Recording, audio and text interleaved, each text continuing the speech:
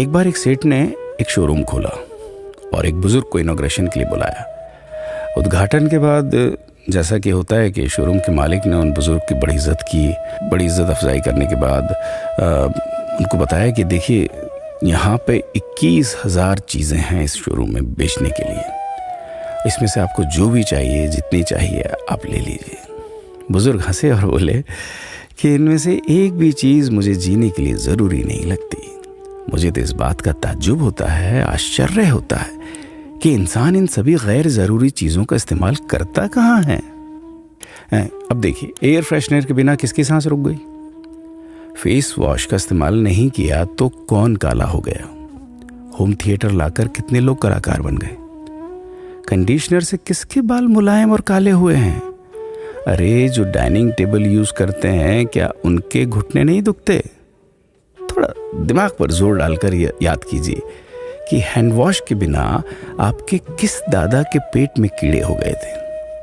अगर हम डीओ मारकर निकलते हैं तो क्या लोग हमें सूंघने आते हैं? एक्चुअल में तो हम सभी इस प्रकृति को चुनौती दे रहे हैं, वरना बुगला जो होता है वो शैम्पू से नहाता है क्या? मोर अपने रंगों को संवारने या बचाने के लिए कौन सा कंडीशनर या फेस वॉश इस्तेमाल करता है?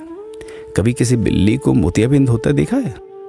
किसी खरगोश के बाल कभी गिरते हुए या सफ़ेद होते हुए देखे हैं? इनहेलर या बाम के बिना भी कुत्ते के सूंघने की क्षमता उतनी ही तेज है। मधुमक्खी का शुगर लेवल बिना दवाई के भी कंट्रोल में ही है। अलार्म के बिना भी मुर्गा रोज उठकर बांग देता है। दरअसल इंसान पैसा खर्च करके दुखी होने की चीजें खुद ही खरीदता रहता है। नेट बंद तो दुखी, लाइट जाए तो दुखी, मोबाइल का चार्जर खराब तो दुखी, केबल टीवी कट जाए तो दुखी, मच्छर मारने की दवाई ना मिले तो दुखी, महिलाओं को मेकअप ना मिले तो दुखी, मैचिंग कपड़े नहीं मिले तो दुखी। आजकल इंसान 10 मिनट में 20 तरह से दुखी और परेशान रहता है। बाकी तो गुड़ की रोटी या प्याज रोटी खाकर हाथों का तकिया बनाकर पीपल के नीचे जो आराम से सो जाता है, उसे दुखी करने के लिए तो फरिश्तों को नीचे आना पड़ता है।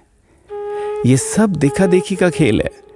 सच तो यह है कि सुखी रहने के लिए बहुत कम खर्चा होता है, लेकिन दूसरों को दिखाने में कि मैं कितना सुखी हूं, इसी में बहुत ज्यादा खर्चा होता है। जैसे जैसे सुविधाएं बढ़ रही हैं, दुखी होने के रास्ते भी खुलते जा रहे हैं। अगर आपको ये सब सच लगता है तो लोगों को जागृत कीजिए और फिजूल खर्च से बचाइए।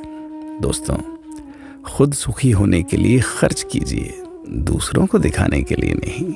हाँ, लेकिन अपना ख्याल रखिएगा।